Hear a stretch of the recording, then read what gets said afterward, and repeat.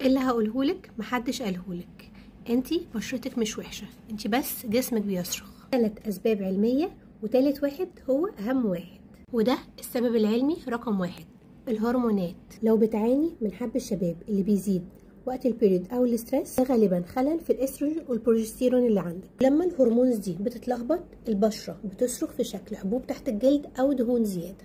تاني حاجة معانا هي مقاومة الانسولين. ان انتي لما بتاكلي نشويات او سكريات زياده، ده بيخلي ان الانسولين يتفرز بكميات كبيره قوي. ده بيحفز ان الغدد الدهنيه تفرز دهون زياده اللي هي بتسد المسام اللي في الاخر بتساوي حبوب.